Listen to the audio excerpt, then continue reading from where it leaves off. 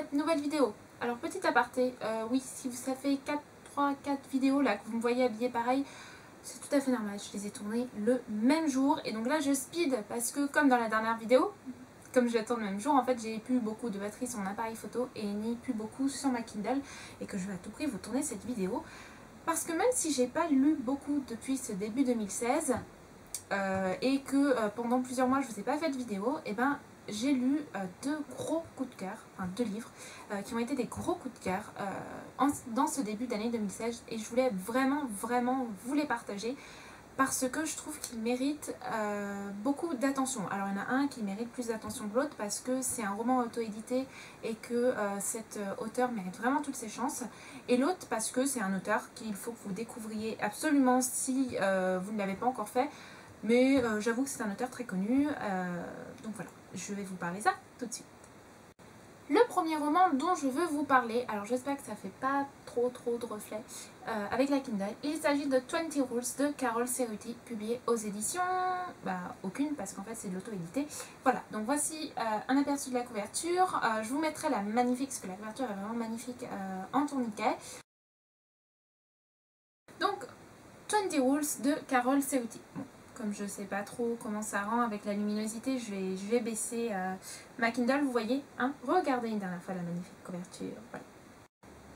Donc l'histoire de 20 Rules se déroule donc dans un Japon futuriste et dystopique.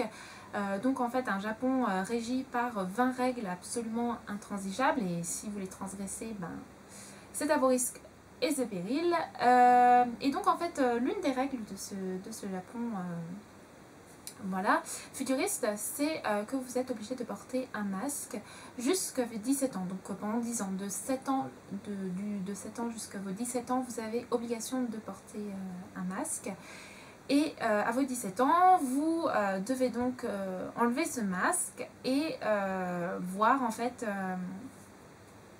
comment dire, selon votre visage, soit vous êtes beau et donc vous allez à la cour, soit vous êtes moche et donc vous êtes exilé carrément de la société, soit vous avez tellement peur que votre visage soit moche et que vous préférez donc ne pas retirer votre masque et dans ce cas là vous devenez serviteur et vous êtes condamné à vie en fait à ne jamais voir votre visage, enfin du moins à ne jamais l'afficher en public puisque le masque vous pouvez l'enlever et le regarder chez vous, mais c'est une règle à ne pas transgresser. Voilà.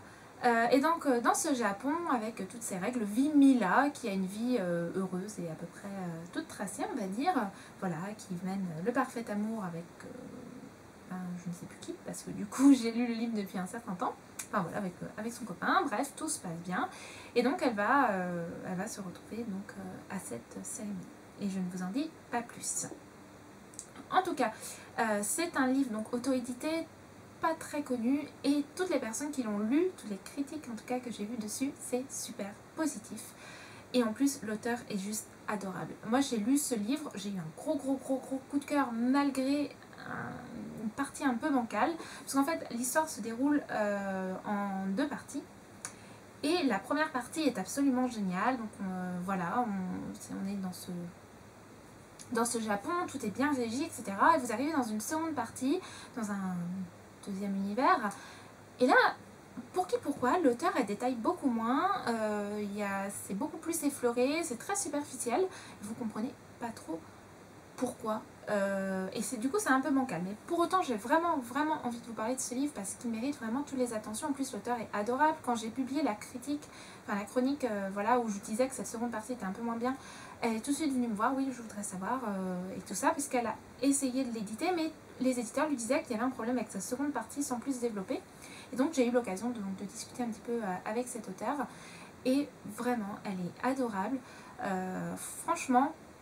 Des auteurs comme ça, vous avez juste envie de lire tout leur livre parce qu'ils n'hésitent pas à se remettre en question, ils prennent, alors évidemment c'est un avis, c'est pas l'avis avec un grand A, c'est j'ai donné mon avis, j'ai trouvé ce qu'à mes yeux, moi ça n'allait pas dans son roman, mais franchement il est génial. Ça serait vraiment bien que cet auteur puisse profiter qu'elle puisse être éditée à compte éditeur parce que il y a vraiment beaucoup de travail, il y a vraiment de très bonnes idées. Bon, le problème c'est qu'en fait on ne connaît pas les 20 règles, ça c'est aussi un petit défaut, c'est que le titre c'est quand même 20 rules, donc ça serait bien de connaître les 20 règles, on en connaît 5, 6, peut-être une petite dizaine. Mais en tout cas, il y a vraiment de très très très bonnes idées. L'univers est vraiment original, j'ai envie de dire. Voilà, donc n'hésitez pas à découvrir ce roman. En plus, la couverture est sublime. Voilà, c'est la première chose qui m'a. Donc voilà, ça c'était mon dernier gros coup de cœur. Voilà, parmi les plus gros coups de cœur. Mais il y en a un qui a eu lieu avant, au mois de février. Voilà, qui est encore plus gros que celui-ci. Il s'agit du tome 1 des archives de Rochard, donc La Voix des Rois, partie 1, de Brandon Sanderson, publié aux éditions Le Livre de Poche. Donc en format semi-poche à 19,90 €. Ah, Brandon Sanderson. Brandon Sanderson, c'est un auteur que je viens tout juste de découvrir avec cette intégrale, Alcatraz Medri, qui est du fantastique et qui est génial. Je mettrai tous les liens, toutes les chroniques voilà, dans la barre d'infos. Et Alcatraz Medri, voilà. Bah, il est un petit peu moins bien noté, mais il est génial.